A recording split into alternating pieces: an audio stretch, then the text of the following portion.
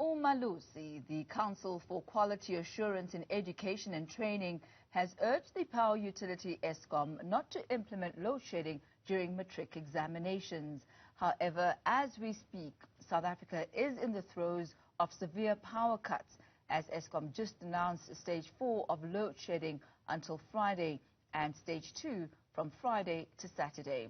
Let's hear what Umalusi CEO Dr. Mafu Rakometsi says about this turn of events. Doctor, good to have you with us on the daytime update today. Now, from 12 o'clock this afternoon, Eskom instituted stage 4 of load shedding, and this really does coincide with day 1 of the matric examinations. What concerns do you have around this? The situation is very unfortunate. It is not that we don't appreciate the challenges that Eskom is facing. However, we are saying this is the time when the students should be studying. This is the time when the students should be time on task in terms of how they plan their study timetable. And it comes with a lot of other challenges, like we are in a season where there's a lot of rain.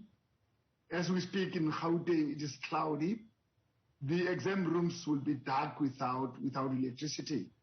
And that in itself is unfortunate, that we have students who can't study according to their plan, that the exam centers are without electricity and therefore it is dark where the learners will be writing their exams. And that also, when the learners go to examination centers in the morning, using buses, taxis, and family cars and vehicles, that they have to contend with traffic congestion, and that adds to the examinations anxiety that they already have. So that if it were at all possible that the load shedding could be postponed, it should be postponed. If not, the timing of the load shedding on any given day should be such that it does not disrupt the examinations. Apart from the examinations, Doctor, you mentioned that there's crucial study time as well that the learners will be robbed of because of this. When you say appropriate time should be chosen for the load shedding, in your view, what would that time be? That time will be anything between 11 o'clock at night and 6 o'clock in the morning. At that time, we expect learners to be resting for their papers the following day. That will be the appropriate time, honestly. Any time during the day, it will be problematic.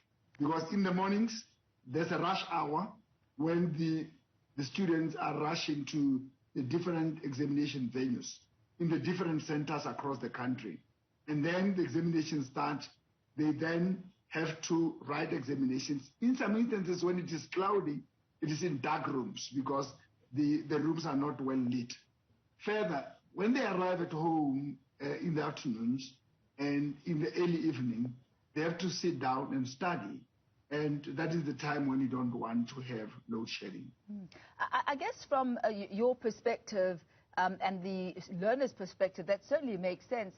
But perhaps if you look at Eskom and the times that you're suggesting, those are down times for Eskom. You know, people are sleeping, it's the end of the day, and there really isn't much usage of electricity. So would that time, believe, actually work for Eskom in the sense that it's a downtime anyway for them? It is downtime, yes, I agree. That is the time when they could be building their extra capacity.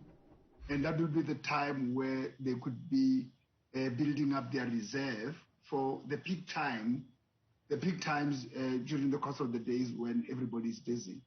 That is the proposal that I want to make from a layman's point of view. You spoke about load shedding obviously affecting traffic.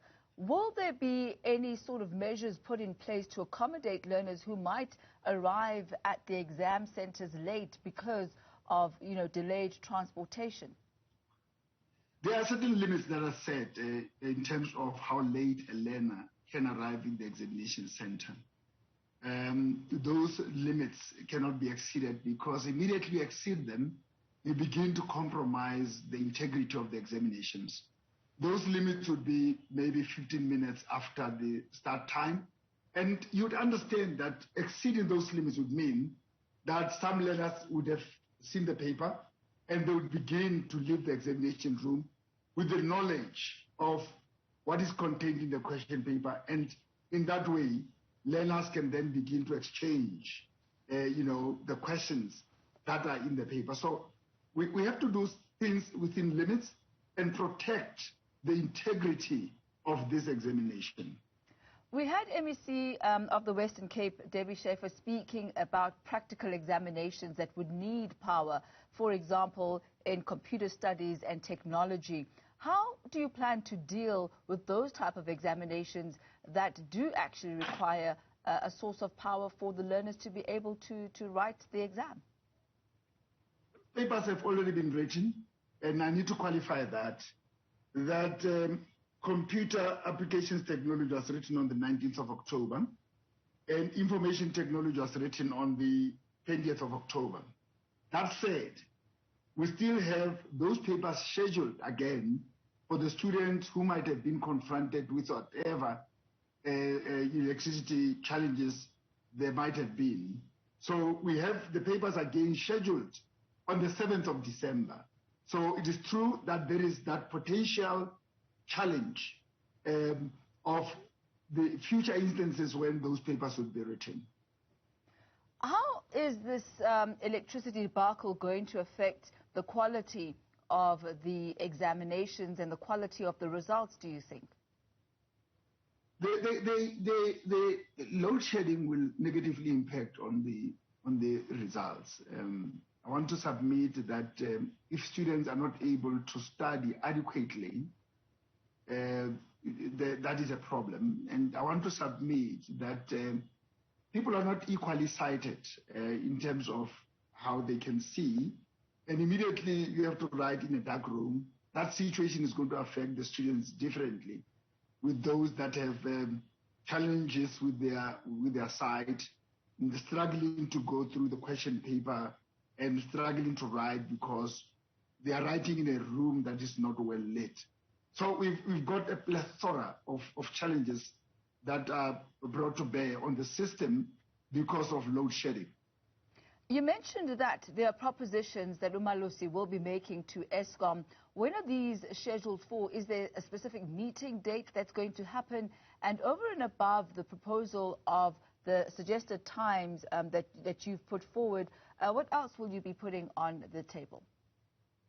It is not Umalusi who's going to be engaging the authorities at Eskom. It is the officials of the Department of Basic Education. We made that proposal to them to say they have, as the people are running the examination, meet with the authorities of Eskom and negotiate these times. Umalusi, you would recall, is only doing the auditing of the system. It is only doing oversight. So we cannot embroil ourselves in those debates because we are not running the examinations. We are just doing oversight. So let's talk then about the leakage of papers. Last year was quite a stellar year in a negative way regarding that, with 2 papers having to be rewritten. What are the measures that have been put in place this year to ensure that that does not become a reality once again? The system is learning from its mistakes or whatever situation has overtaken us. We're working hard with the department that we don't have a recurrence of what happened last year. We looked at their systems and we looked at what they've put in place to ensure that we don't have a recurrence of what happened last year. The officials who work in examinations have been vetted by the national intelligence agencies. They have signed a pledge to say we commit to this process and will not compromise it in any way. No one official is allowed in the space where the papers are being kept, where the papers are being stored alone. No one is allowed to be in that space alone. There always has to be an individual accompanied by another. Hence, even where the papers are stored, they are stored in a doubly locked environment, where when I have a key as an individual, I can only open one door, but there is another door that has to be opened by another person who's carrying that key as an individual. And also that there are surveillance cameras in the rooms where the packing of the question paper, the printing and the packaging of question papers is done. And also that these surveillance cameras are also in the places where the papers are stored. So that if anything untoward happens, then we can go back to the history of what has been recorded and start playing that to see who was in the space at what time. And also that there are registers that people have to sign when they get into those spaces. Dr. Rakometsi, thank you very much for your time this afternoon. He is the CEO of Umalusi.